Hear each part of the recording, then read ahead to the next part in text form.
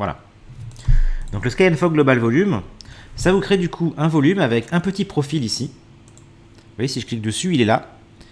Et c'est important de comprendre que ce profil gère en fait tous ces effets qui sont là, c'est-à-dire le Physical Sky, le Fog. Donc faites attention quand vous modifiez ces paramètres-là de Physical Sky et de Fog. Si vous les modifiez mais que ce profil est hérité d'une autre scène et utilisé dans une autre scène, vous allez aussi modifier ces effets dans l'autre scène en fait. D'accord ? C'est pour ça que c'est toujours bien de recréer un Sky and Fog Volume à la main. Et du coup, ça vous crée, vous voyez, un petit profil qui est ici dans ma scène démo HDRP. Faut pas hésiter à le renommer ce profil, hein, d'ailleurs. Là, par exemple, je sais que ce sera mon profil de la démo HDRP, il n'y a pas de doute. Il n'y a pas d'erreur possible, il faut faire très attention à ça. Ok. Donc maintenant, ça veut dire que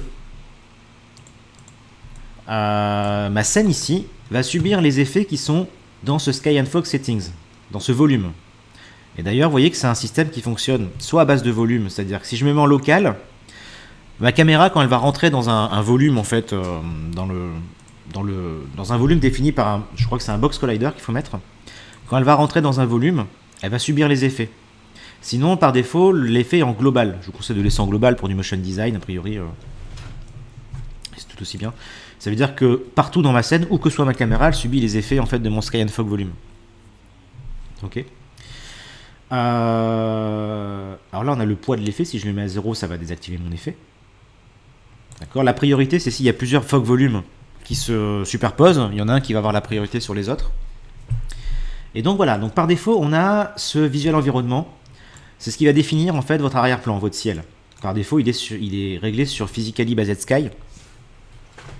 Le Physically Based Sky, il est intéressant pour un truc, c'est que si vous avez un sun comme ça par défaut, qui est dans la scène, un sun temps réel, et que vous l'orientez différemment, vous voyez que le dégradé en fait du Physically Based Sky, il change en temps réel, il s'adapte un peu comme le VRSky. Sky. Voilà, je peux le tourner, il y a même un sun qui est représenté. Ok, donc c'est le gros intérêt de ce Physically Based Sky. Ok, mais voilà, vous pouvez me mettre un background clouds. Okay, on peut mettre des nuages. On peut mettre du vent même dans les nuages. Alors pourquoi ça marche pas? C'est peut-être qu'il faut le mettre en mode play. Les nuages sont peut-être pas visibles en mode preview.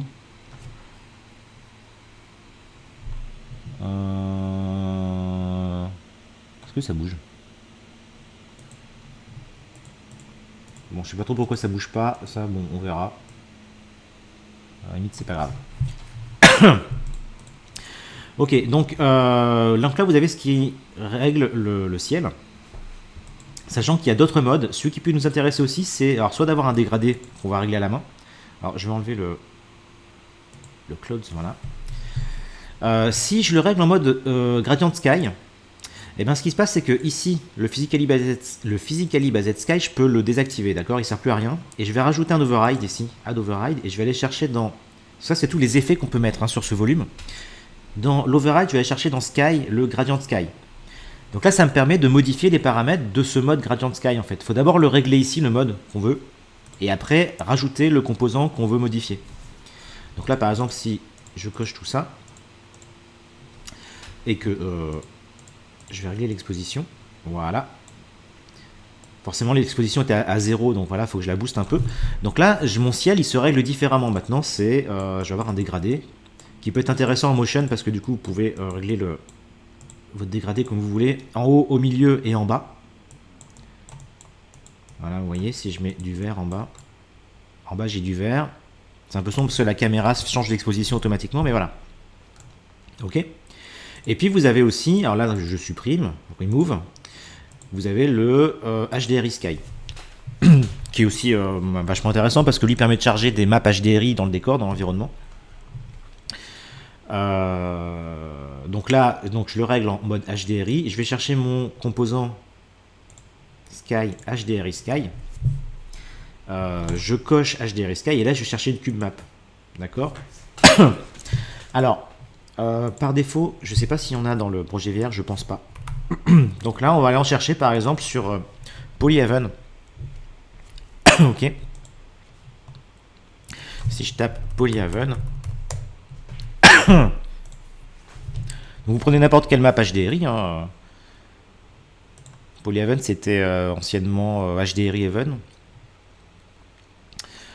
Bon, je vais prendre n'importe laquelle, on s'en fout.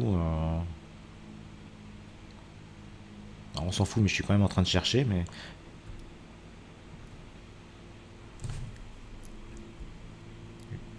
allez, une avec des nuages comme ça.